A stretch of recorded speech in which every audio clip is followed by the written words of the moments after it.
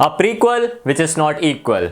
आज हम बात कर रहे हैं एक ऐसी नई मूवी के बारे में जिसका नाम है आर्मी ऑफ थीव्स। मेरे लिए तो ये मूवी बहुत ही ज्यादा प्रेडिक्टेबल थी और इसके जितने भी कैरेक्टर्स थे वो भी वन डिमेंशनली लगते हैं। इसमें गिनती के तो यार 4-5 ही लोग थे और उसको लोग आर्मी बोल रहे हैं। एनीवेज, ये मूवी मेरे लिए ना एक फ्लिक टू वॉच मूवी है और इसको ओवरऑल अगर देखा जाए तो इसका रन टाइम ना 30 मिनट्स एक्स्ट्रा ही लगता है। मतलब ऐसा लगता है फालतू में वो लोग चीजों को खींच रहे हैं। मूवी में जो उनका वर्ल्ड रहता है वो बहुत ही ज्यादा अनप्रिडिक्टेबल रहता है। बिल्कुल भी समझ में नहीं आता कि उनकी चीजें वर्क कैसे कर रही हैं, इसलिए हम लोग भी प्रिडिक्ट नहीं कर पाते कि वो लोग कर क्या रहे हैं और किस रीजन से चीजें हो रही हैं। और यही सेम प्रॉब्लम ना उनके कैरेक्टर्स के मोटिवेशन पे भी रिफ्लेक्ट करता है। किस रीजन से वो लोग चीजों को कर रहे हैं, उनका क्या फाइनल कॉज हो सकता है, मतलब ओवरऑल उनका मेंटल माइंडसेट है क्या, वो लोग क्या चाहते हैं उन चीजों को करके। फाइनल आउटकम तो बताओ यार हमें। इवन दो उन्होंने ना बहुत कोशिश की है कि वो लोग हर एलिमेंट में ना बहुत ज्यादा डिटेल डाल पाए, पर उनके मोनोलॉग्स इतने ज्यादा बोरिंग हो जाते हैं जिसकी वजह से ना चीजें अनक्लियर हो जाती हैं। मतलब मूवी स्टार्टिंग से लेके एंड तक मूवी खत्म भी हो चुकी है, फिर भी मेरे लिए ना अंदर मुझे लग रहा है कि यार मुझे ये पार्ट तो समझ में आया ही नहीं या मुझे ये वाला पार्ट समझ में नहीं आया। तो वो लोग एग्जैक्टली इन एलिमेंट्स में दिखाना क्या चाहते थे उसमें बहुत ज्यादा कंफ्यूजन है। इस मूवी के ग्रुप के जो कैरेक्टर्स हैं उनको देख के ऐसा फील आता है कि वो लोग फोर्टनाइट के कैरेक्टर्स हैं और वो लोग डेडपूल जैसी पावर्स को यूज कर रहे हैं। मतलब उनका कॉस्ट्यूम, कैरेक्टर डिस्प्ले, ये जो जितने ओवरऑल एलिमेंट्स थे वो पूरे फोर्टनाइट से रिलेटेबल है। मेरी मेजर प्रॉब्लम ना इस मूवी के ना मेन कैरेक्टर्स है जो कि हमारा हीरो है, क्योंकि जो हमारा हीरो है वो मोर और लेस कॉम्प्रिहेंसिबल तो होता ही है और उसके साथ में ना एंड में उसको एक मेच्योरिटी मिलनी चाहिए। मतलब यार तुम इतने लल्लू से कैरेक्टर हो, फिर वो एंड में आते आते तुम्हें मेच्योर बनना है, थोड़ा स्ट्रॉन्ग बनना है, वैसा कोई चेंज तो इस कैरेक्टर में होता ही नहीं है। मतलब इसकी कैरेक्टर बिल्डिंग पूरी जीरो है। फिर हमारा हीरो बिल्कुल भी प्रैक्टिस करे बिना कोई भी लॉक्स खोल देता है। उसने प्रैक्टिस बिल्कुल नहीं किया मूवी में और उसने कोई एडिशनल इक्विपमेंट्स भी यूज नहीं किए हैं, बस वो अपने ही दम पे सारे लॉक्स खोल देता है। तो हमें मतलब ऐसा सीन दिखाया गया कि इसको बंदे को सब आता है, उसने पहले की प्रैक्टिस, उसके हार्डशिप्स ये सब बिल्कुल नहीं दिखाया है। उसकी मोटिवेशन बेसिकली ये रहती है कि वो खुद बहुत ज्यादा लोनली रहता है, इसलिए उसको अपने टाइप के वियर्ड जो लोग होते हैं उनके साथ वो ग्रुप बना लेता है और वो चीज उसके लिए काफी है। बिल्कुल उसने कोई डबल क्वेश्चंस नहीं पूछे किसी से भी कि वो लोग क्या मोटिव रखते हैं, बस उनको पता है कि यार इनको चोरी करनी है तो वो भी ऐड हो जाता है। जो हमारी सेकंड प्रोटैगनिस्ट है, जो हमारी हीरोइन है, वो हमारे हीरो की क्रश रहती है। वो बहुत ज्यादा रिच भी रहती है, बहुत ब्यूटीफुल भी रहती है, पर वो हार्ट ब्रोकन रहती है। बस उसका इतना ही मोटिवेशन है और उसको ना बहुत ज्यादा चीजें चुराने का शौक रहता है, बस उसका इतना ही बैकग्राउंड दिखा है। अदरवाइज उसके पास क्या मोटिवेशन है चोरी करने की, बस उसको पता है कि उसको चोरी करना पसंद है, इसलिए वो लोग हाइस्ट पे निकल जाते हैं। थर्ड कैरेक्टर हमारी एक हैकर कंप्यूटर जीनियस रहती है जो कि बहुत सुंदर भी रहती है और उसको सब आता है। मतलब कुछ भी हो, कोई भी डिजिटल इलेक्ट्रॉनिक चीज हो, उसको वो हैक कर सकती है, तो वो एक कैरेक्टर हो गया। फिर हमारा एक ब्रैड केज का कैरेक्टर रहता है जो कि बहुत ज्यादा मस्कुलर रहता है और काइंड ऑफ विलन रहता है इस मूवी के लिए। उसको ना ऐसे बहुत ज्यादा ना चाइल्डहुड इश्यूज रहते हैं और उसकी मोटिवेशन ये है कि उसको पैसे भी बहुत कमाने हैं और उसकी मैनलीनेस उसकी सबसे बड़ी पावर है। तो एक कैरेक्टर ये हो गया। और जो हमारा पांचवा कैरेक्टर है वो हमारा ड्राइवर रहता है जो उनको हाइस से भगा के लेके जाता है। उसका कैरेक्टर बस इतना ही दिखाया कि उसको गाड़ी चलाना आता है और उसको खाना बहुत पसंद है, अदरवाइज उनके कैरेक्टर बिल्डिंग में बिल्कुल मेहनत नहीं की है। हमारे ड्राइवर गाय की आइडेंटिटी बस ये है कि वो खाना खाता है। मूवी की अगर बात करें तो मूवी बहुत ज्यादा लाइट हार्टेड है, बिल्कुल भी ज्यादा मतलब दिमाग लगाने की कोशिश नहीं करनी पड़ेगी तुम्हें, और ये kind of a nerdy movie है।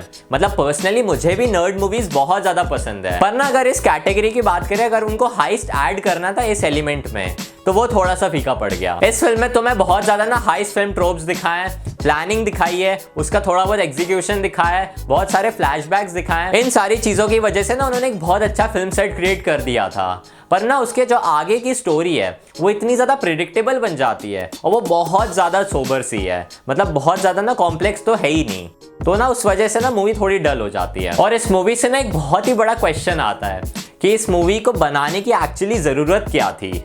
मतलब हम सबको पता है कि हमारा जो हीरो है वो army of the dead movie में मर जाता है, तो भाई क्या जरूरत थी। मतलब उसका एंड पॉइंट तो हमें पता ही था ना, तो यार इतना भी दिखाने की जरूरत क्या थी जो हमें आर्मी ऑफ द डेड से ही सब समझ में आ गया था। मुझे लगा इस मूवी में बहुत ज्यादा कॉम्प्लेक्स कुछ अलग स्टोरी वो लोग बताएंगे जो कि कनेक्टिविटी लाएगी इस मूवी में, पर वो इतना ज्यादा था ही नहीं। वो काइंड ऑफ ऐसा था कि एक फन फ्लिक मूवी है, तुम इसको देखो एक बार और बाद में भूल जाओगे। मूवी का प्लस पॉइंट ये है कि उसके लोकेशंस और उसका सेट बहुत ज्यादा सुंदर है और उसकी एडिटिंग और उसका वीएफएक्स है ना जिसमें वो कैरेक्टर इंट्रोड्यूस करते हैं वो भी बहुत ज्यादा अच्छा लगता है। पर ना उसके जो कैरेक्टर्स हैं, मतलब उनकी एक्टिंग है, वो इतनी वन डिमेंशनल लगती है, क्योंकि उनका जो ओवरऑल डायलॉग रहता है वो इतना काम चलाऊ रहता है कि मतलब समझ में आता ही नहीं है कि यार हम इस मूवी को देख भी क्यों रहे हैं। सब तो हमें पता ही है पहले से। जितने भी सारे चोरी वाले सीन्स थे, जो हमारे सेफ क्रैकिंग सीन्स हैं, उसमें बहुत ज़्यादा सोफिस्टिकेटेड बोल्ट्स, बहुत ज़्यादा फलक्रम मैकेनिक्स, इनके जो VFX दिखाए हैं वो बहुत ज़्यादा शानदार है।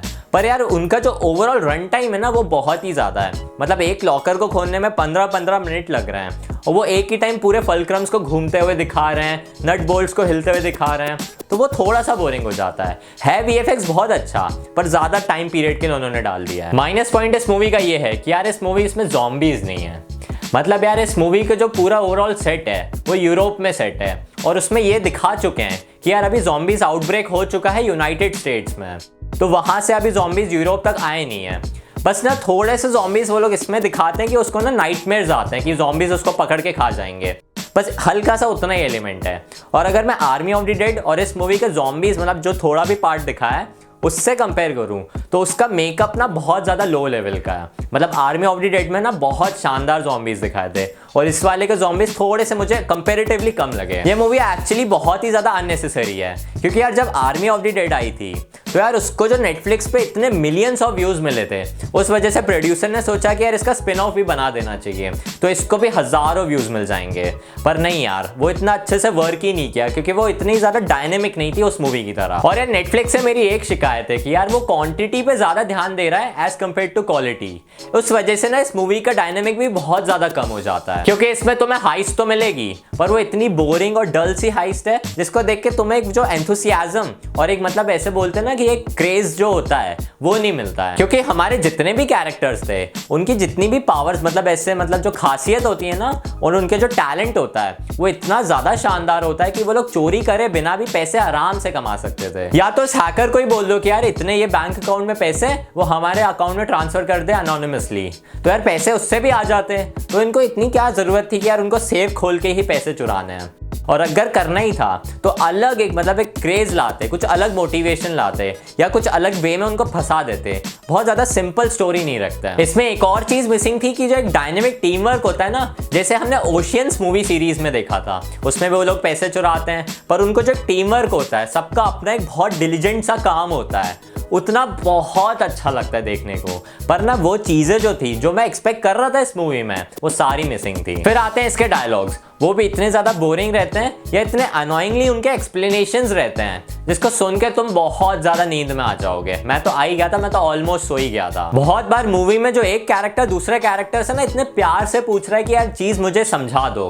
मतलब रियल वर्ल्ड में अगर तुम ऐसे बात करोगे वो भी एक हाइस्ट के टाइम, तो वो चीज़ें तो मतलब प्रैक्टिकल लगेंगी ही नहीं ना। फिर अगर हाइस्ट की बात की तो पुलिस को हम कैसे छोड़ सकते हैं। इनके पीछे भी एक पूरी इंटरपोल की टीम लगी हुई थी, फिर भी वो उनको पकड़ ही नहीं पाए। मतलब इंटरपोल को तो मैंने इतना इग्नोर ही मारा है पूरी मूवी में, क्योंकि वो देख के मज़ा भी नहीं आ रहा था। और जो ओवरऑल सेट है, क्योंकि हमने ना आर्मी ऑफ द डेड भी देखी है, तो हमें पता है आगे क्या होने वाला है, बहुत जो तगड़ी चीज़ होने वाली है, और उसको देख के ये कंपेरेटिवली और छोटा ही लगता है। तो मैंने इंटरपोल को तो पूरा इग्नोर मारा, वो तो तुम्हें किसी काम का भी नहीं है। प्रोडक्शन साइड की अगर बात करें तो इनके जितने भी हाइस्ट वाले सीन थे वो इतने ज़्यादा खींच दिए गए थे, क्योंकि उसमें उन्होंने अननेसेसरी टॉक्स डाल दिए थे, इतने लॉन्ग टेकिंग डिसीजंस डाल दिए थे कि यार मुझे करना चाहिए नहीं करना चाहिए। भाई ये पहले सोच के आता ना, अगर आप आ ही गया तो जल्दी से खोल ताला और निकल। और तुझे भी पता है तू खोल लेगा, क्योंकि हम सबको दिख रहा था, उसको कोई प्रॉब्लम ही नहीं हुई।